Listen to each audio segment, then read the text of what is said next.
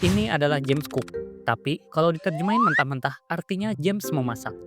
Terus ada Hudson Taylor, berarti Hudson penjahit. Atau James Wood, berarti James kayu. Kalau kita pikir-pikir, kenapa nama orang Inggris ini artinya aneh-aneh? Jadi, semua ini ada hubungannya dengan marga. Ya, nama keluarga yang diwariskan secara turun-temurun dari nenek moyang mereka sejak abad pertengahan. Kalau kita tarik ke belakang, cerita di balik nama-nama ini sebenarnya sangat panjang. Profesi, tempat tinggal, sampai sifat pribadi nenek moyang mereka ikut terlibat dan perlahan berubah menjadi identitas keluarga.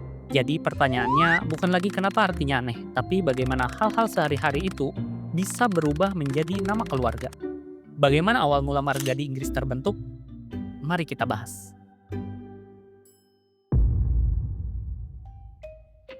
Di Inggris, nama keluarga atau marga biasa disebut dengan surname atau last name karena posisinya ditulis setelah nama depan.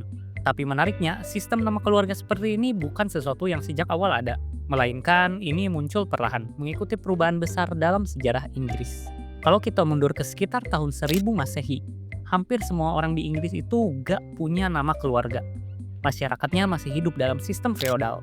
Sekitar 10% penduduknya adalah budak, sementara sisanya adalah rakyat jelata, seperti villain, border, and coder, yang secara praktik hidupnya nyaris sama seperti budak, yaitu terikat pada tuan tanah milik mereka. Karena orang-orang Inggris menetap di desa yang sama sepanjang hidupnya, lingkaran sosial mereka juga jadinya sangat kecil.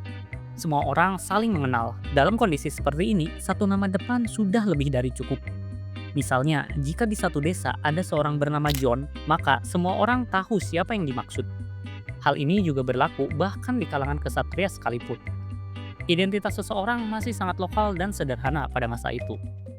Namun, keadaan ini mulai berubah ketika Inggris mengalami salah satu peristiwa paling menentukan dalam sejarahnya, yaitu penaklukan Norman pada tahun 1066 oleh William the Conqueror.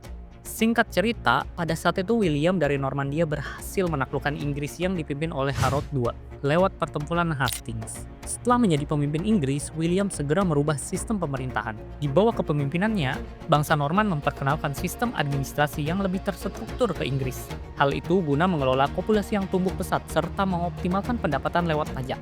William saat itu merasa perlu untuk memetakan kepemilikan aset secara mendalam demi pengelolaan pajak dan sumber daya kerajaan.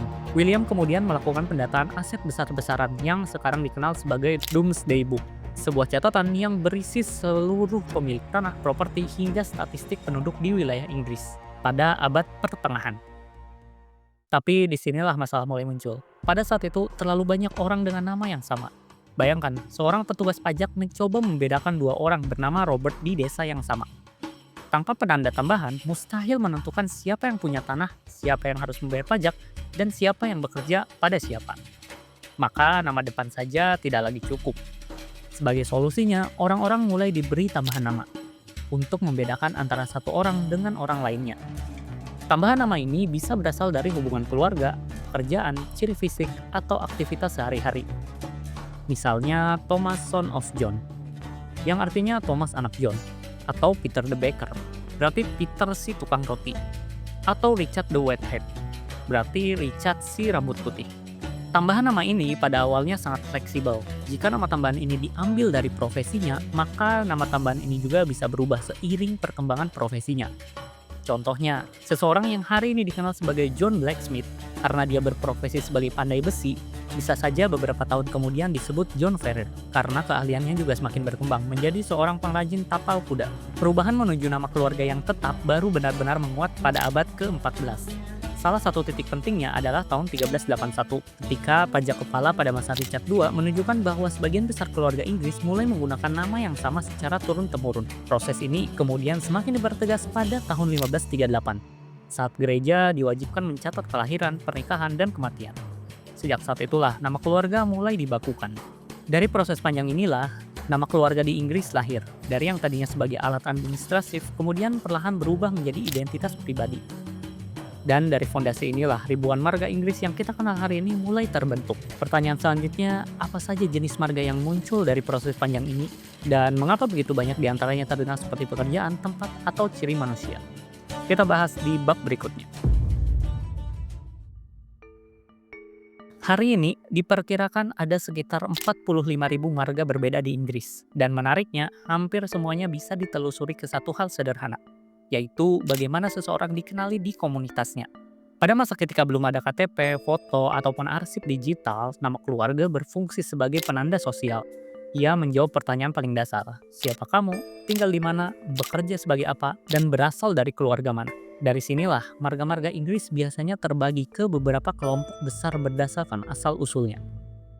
Yang pertama, marga berdasarkan profesi. Kelompok yang paling umum dan paling mudah dikenali adalah marga yang berasal dari pekerjaan atau profesi. Hal ini lumrah karena di masyarakat abad pertengahan, profesi adalah identitas utama seseorang. Pada masa itu, seseorang lebih dikenal bukan dari kepribadiannya, tapi dari fungsinya di dalam komunitas. Maka dari itu muncullah nama-nama seperti baker, yang berarti seorang tukang roti, smith, seorang pandai besi, tailor, seorang penjahit, cook, seorang juru masak, dan fisher, seorang pencari ikan. Nama-nama ini bukanlah gelar kehormatan, melainkan label penanda peran sosial. Jika kamu butuh senjata, kamu tentu akan mencari smith. Jika kamu butuh roti, tentu kamu akan mencari si baker. Yang menarik, ada juga marga dari pekerjaan yang sangat spesifik, bahkan terdengar asing sampai hari ini. Contohnya adalah Wheeler, seorang pembuat roda. Kemudian Wainwright, seorang pembuat gerobak. Walker, seorang pengolah wool, dan Brewster, seorang pembuat bir, yang biasanya adalah perempuan. 2. Marga berdasarkan tempat tinggal. Tentu saja, tidak semua orang dikenali lewat pekerjaannya. Banyak juga yang dikenali dari di mana mereka tinggal. Di desa kecil contohnya, lokasi tempat tinggal seringkali cukup spesifik untuk membedakan satu orang dengan orang yang lain. Maka tempat pun bisa berubah menjadi identitas. Contohnya, Hill, seseorang yang tinggal di daerah berbukit. Kemudian Dale, seseorang yang tinggal di lembah. Ada juga Wood, seseorang yang tinggal di dekat hutan. Selain dari lokasi, ada pula marga yang langsung mengambil nama wilayah atau pemukiman di mana seseorang itu tinggal. Contohnya Hampshire, seorang yang berasal dari wilayah Hampshire. Atau Sutton, seseorang yang berasal dari wilayah Southtown. 3. Marga berdasarkan ciri fisik atau karakter. Selain pekerjaan dan tempat, manusia juga gemar memberi julukan. Dari sinilah muncul marga yang berasal dari ciri fisik atau sifat pribadi leluhurnya. Contohnya seperti short, artinya seseorang yang memiliki tubuh pendek. Kemudian ada red, seorang yang memiliki rambut atau kulit merah. Kemudian ada swift, yang berarti seseorang yang memiliki keahlian berlari cepat. Julukan-julukan ini benar-benar melekat dan diwariskan secara turun-temurun, walaupun pada akhirnya akan kehilangan makna literalnya ketika sudah diwariskan. Seperti contohnya orang yang bermarga short, yang hari ini tentu saja tidak harus bertubuh pendek. Tapi nama itu menyimpan cerita tentang seseorang di masa lalu. 4. Marga berdasarkan garis keturunan, patronimik dan matronimik. Cara lain membedakan orang pada masa itu adalah dengan menyebut anak siapa dia. Sebenarnya, marga berdasarkan garis keturunan ini sistemnya sangat mirip dengan patrilineal dan matrilineal yang kita kenal di Indonesia. Di Inggris, sistem yang paling umum dipakai adalah patronymik, atau nama keluarga yang berasal dari ayah. Seringkali memiliki akhiran son. Contohnya, Johnson yang berarti putra dari John. Terus Davidson, putra dari David. Atau Richardson, putra dari Richard. Selain son, ada juga yang memiliki akhiran S dan memiliki arti yang serupa seperti tadi. Seperti Williams yang berarti putra dari William, atau Stephens berarti putra dari Stephen. Nah, selain tadi, ada satu lagi yang paling sering kita dengar, yaitu Jones yang berarti putra dari John. Hanya saja patronymik ini bukan berasal dari Inggris, melainkan dari Wales.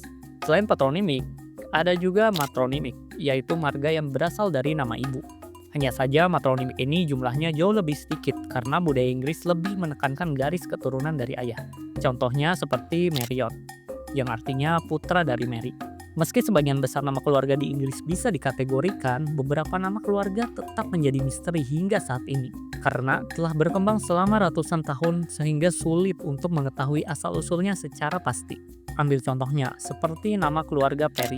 Nama ini mungkin bisa berasal dari kata pili, yang berarti pohon pir, atau penanda geografis bagi seseorang yang tinggal atau bekerja di sekitar pohon pir. Namun apakah itu benar? Tidak ada yang tahu, karena masih menjadi perdebatan hingga saat ini. Dan disinilah menariknya sejarah. Satu kata sederhana di belakang nama bisa menyimpan berlapis-lapis cerita di masa lalu, yang menghubungkan orang-orang masa lampau dengan orang-orang yang hidup hari ini. Hari ini tentu dunia sudah jauh berbeda. Mobilitas manusia makin tinggi. Pernikahan lintas daerah dan negara sudah menjadi hal umum. Dan identitas tidak lagi terikat kuat pada desa, profesi, atau satu garis keluarga saja. Akibatnya nama-nama keluarga kini mulai bercampur, berpindah, dan menyebar ke seluruh dunia. Namun menariknya banyak juga marga lama yang masih bertahan hingga hari ini. Nama-nama seperti Smith, Taylor, Wood, atau Johnson tetap kita jumpai dan bahkan dipakai oleh aktris atau aktor terkenal. Meskipun sebagian besar pemiliknya sudah tidak lagi menjadi pandai besi, penjahit, ataupun tinggal di dekat hutan. Makna fungsionalnya memang memudar, tetapi jejak sejarahnya tetap hidup di dalam nama itu. Di sisi lain, cara manusia memberi nama juga sekarang telah berubah. Jika di masa lalu, nama berfungsi sebagai penanda sosial untuk menjawab siapa kamu dan apa peranmu dalam komunitas, hari ini nama lebih dipilih berdasarkan makna, harapan, bahkan tokoh pujaan. Orang tua tidak lagi menamai anak berdasarkan profesi atau lokasi, melainkan doa, nilai, dan simbol yang ingin diwariskan. Jadi sekarang udah kenalkan siapa nenek moyang mereka? Dan gimana menurut kalian? Tulis di komen.